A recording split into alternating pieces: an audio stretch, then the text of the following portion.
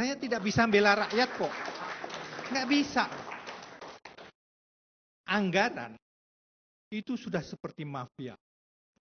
Nanti di komisi ada anggaran. Itu yang menentukan sampai satuan 3.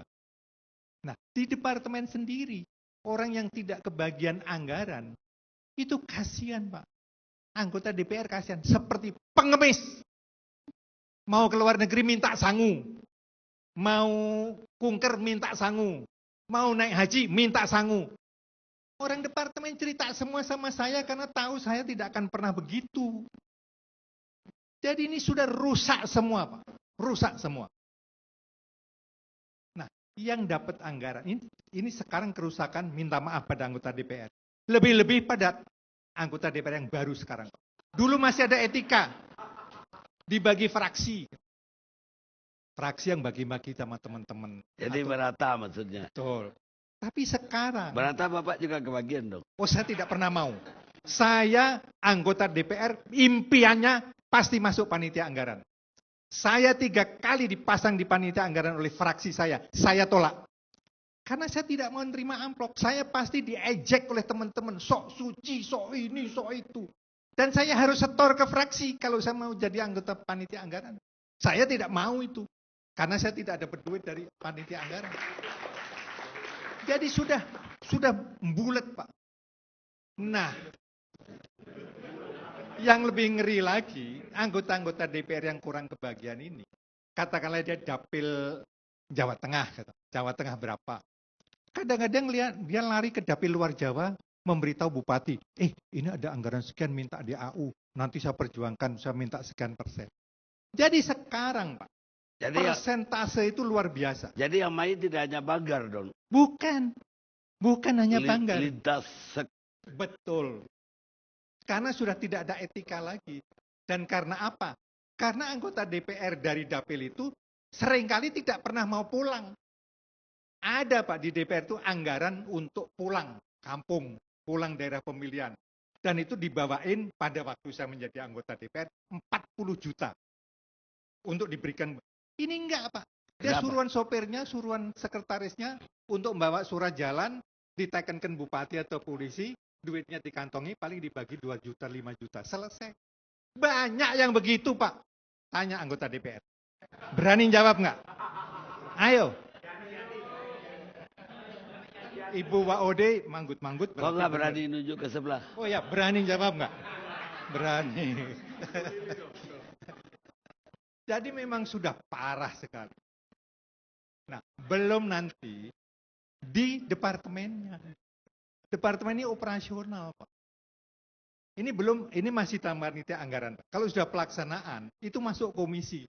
Di komisi juga ada panitia anggarannya sendiri. Nah, itu yang deal dengan departemen-departemen, rekan sekerjanya, mitra kerjanya. Departemen Keuangan di mana dapatnya? Oh, itu lain. Saya komisi 1, Pak, departemen Bukan, kan uang itu nanti yang mengeluarkan. Oh iya, pasti. Kebagian juga? Kebagian juga, semua kebagian. Karena itu sudah merupakan mafia. Jadi negeri ini dirampok oleh para penguasanya. Betul. Dan banyak menteri yang tahu. Jadi kalau Pak Muhaimin tadi tidak tahu, berarti Pak Muhaimin kurang mengawasi ke bawah-bawah. Kupar gitu. Seperti menteri olahraga. Menurut Nasaruddin, menurut saksi-saksi, kan sudah tahu sebelumnya. Anggaran belum turun, dia sudah memberikan order-order ke ini. Jadi memang begitu mafianya itu. Anggaran sudah disetujui DPR, diberitahukan ke departemen mulai main gitu loh. Kalau kasus ini, apa yang terjadi menurut Pak? Kasus ini menurut saya lebih sependapat dengan para yang ditangkap. Para yang ditangkap kan sudah melakukan pengakuan. Dia tidak mau sendirian, Pak. Dia korban. Pasti, Pak. Seperti Nasaruddin. Tadinya semua tidak mengaku. Tapi semua saksi-saksi akhirnya memberatkan yang ditunjuk Nasaruddin. Termasuk sekretaris menteri, termasuk menterinya, termasuk ketua partainya, dan lain sebagainya. Karena dia nggak mau sendiri, Pak. Saya ini korban kok. Korban mafia, masa saya harus mengaku sendiri. Karena itu Saudara Farhad tadi mengatakan pengakuan yang sudah di BAP itu berarti yang bersangkutan juga tidak mau dikorbankan. Wong itu duit dia kok. Hilang Pak, 1,5 juta, 1,5 miliar hilang. Tapi ada nggak kemungkinan dia itu ditipu oleh 2 orang dari departemen atau Kalau Kementerian penipuan Nakes? kecil itu mungkin Pak ya. Tapi kalau udah gede, berani mengaku menteri yang minta itu sulit Pak. Iya Pak, tapi 1,5 M itu kalau dibilang 100 M masuk akal deh. 1,5 M bagi-bagi sama menteri Pak, itu merendahkan. zaman sekarang itu dermis Pak orang. Dermis itu kecil pun dikantongin. Kalau nggak ada yang besar, kecil pun dikantongin. Jadi Pak, kerakusan-kerakusan yang sekarang, lihatlah Nasaruddin, contoh soal Nasaruddin, itu gamblang Pak. 35 miliar, oke.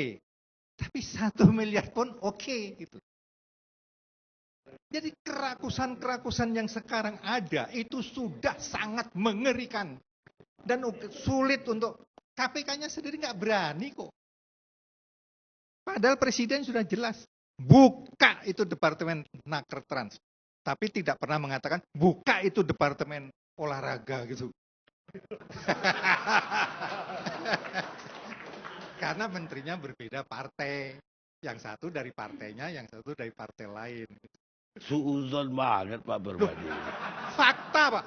Faktanya pernah nggak Pak Presiden mengatakan bongkar bongkar Departemen Olahraga? Nggak pernah. Tapi Presiden pernah bilang usut semua yang disebut oleh Sinaza.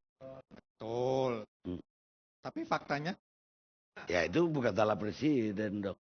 Presiden kan bisa saja yang namanya lip service. Bisa kan? Saya dengan membawa pedang mau memberantas korupsi. Tuh itu diucapkan Pak. Bukan, pedangnya dicuri orang Arab buat motong TKI.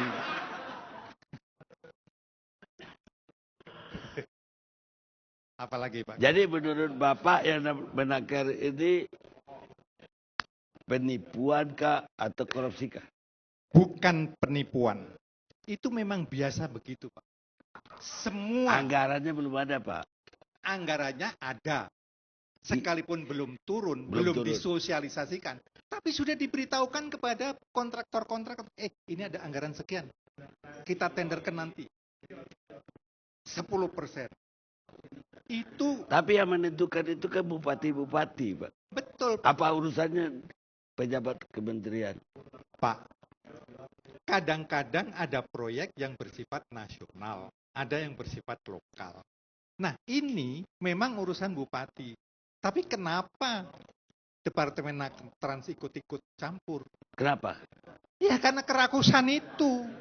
Tapi Menaker sekarang kan tadi udah Bapak dengar, tidak ikut memutuskan anggaran ini. Betul, tidak ikut memutuskan, tapi anggaran itu kan ada 500 miliar dan beliau kan tahu. Beliau mengakui tahu ada 500 miliar. Tahu. Iya karena itu Pak. Nah urusan apa? Sekretaris Dirjen atau apa kok mengambil dipatok 10% untuk saya. Nah belum yang lain. Untuk Pak Bupati, untuk Pak ini, untuk Pak itu, untuk Departemen Keuangan. Berapa puluh persen Pak? Tapi untuk apa si kontraktor membayar orang departemen? Kalau itu bupati yang mutusin. Karena ketidaktahuan para kontraktor. Karena bodohnya dia. Bodohnya dia. Iya bisa penipuan dong Pak. Karena bodoh ditipu. Ya penipuannya terbuka. Baik pemirsa, kita istirahat sejenak.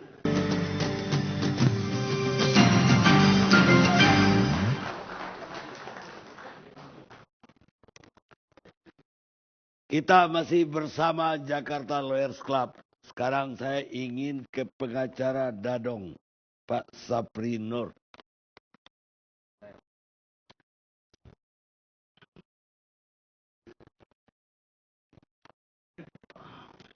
Pak Sapri Nur, gimana hasil pemeriksaan klien Anda?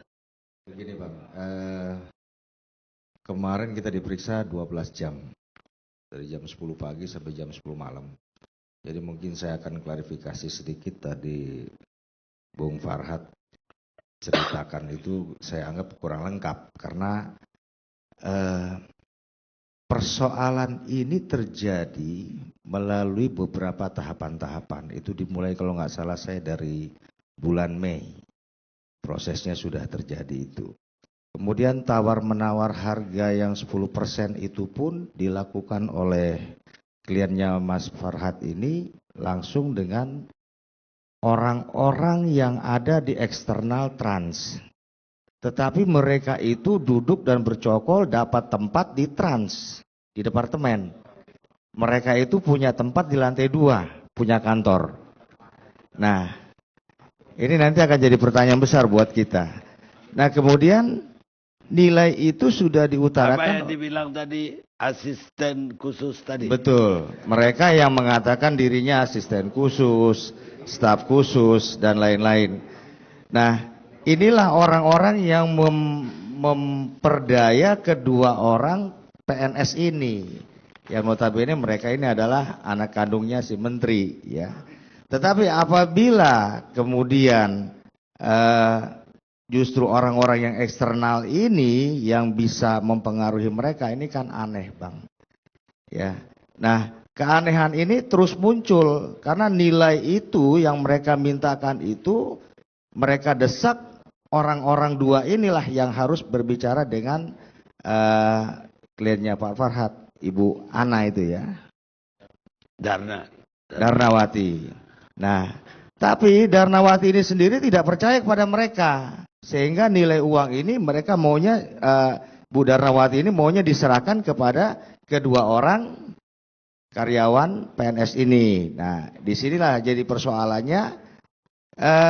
Saya tanya, kenapa kalian percaya kepada mereka? Nah, ternyata di Trans itu sendiri orang-orang tim yang eksternal ini sudah diakui keberadaannya. Bahwa dia ini adalah orang-orangnya menteri gitu. Seperti yang saya katakan tadi. Yang dibilang Ali Budori, Pauji ini. Betul, Bang. Rahmat Jaya mengatakan ada berapa maklar. Ali Budori, Pauji. Itu yang dimaksud. Betul, Bang. Jadi orang-orang inilah yang berperan. Nah, kemudian klien saya juga mendengar komunikasi antar mereka bahwa siapa yang akan menerima uang itu juga sudah dibicarakan dengan Trans 1. Nah, Trans 1 kan nggak ada lain kecuali menteri. Ya kan? Nah, persoalan ini menjadi mencuat karena uang ini diserahkan kepada kedua orang ini adalah pada saat orang yang seharusnya menerima uang itu nggak datang. Tidak hadir pada waktu yang sudah ditentukan. Jadi mereka per telepon dan mungkin rekamannya juga ada di KPK. Mereka telepon, mereka katakan terima aja dulu, tolong diterima dulu. Saya pikir ini mungkin cara mereka untuk cuci tangan. Siapa? Fauzi. Yang disuruh menerima siapa? Dadong ini. Dadong dan Pak Wayan perintahkan Pak Dadong. Jadi karena Dadong ini ikatannya karena ikatan kerja, ikatan dia sebagai karyawan, ikatan dia dengan pimpinannya. Makanya dia melaksanakan tugas itu. Hanya itu, Bang. Jadi persoalannya adalah yang sekarang menjadi pertanyaan kita, siapa orang yang menempatkan mereka itu di lantai 2 yang mempunyai kantor di sana. Lo kata Pak Menteri tadi orang itu udah berhenti sejak 2010. Pada kenyataannya sampai sekarang mereka masih di sana, Bang. Pada kenyataannya. Dadong pun takut sama orang itu. Iya. Bahkan komunikasi ini juga sudah dikomunikasikan dengan Dirjen. Dirjen pun tahu. Dirjen tahu, bahkan Dirjen sampai mengklarifikasi kepada ajudan menteri langsung. Siapa yang akan menerima uang itu? Itu sudah ada penjabarannya di penyidikan kita kemarin. Jadi Dadong hanya berdasar perintah begitu, betul? Ya, betul. Hanya berdasarkan perintah dari Pak Nyoman berdasarkan komunikasi dengan pihak-pihak itu dan izin dari Dirjen. Jadi memang banyak pihak-pihak yang harus didengar keterangannya untuk klarifikasi.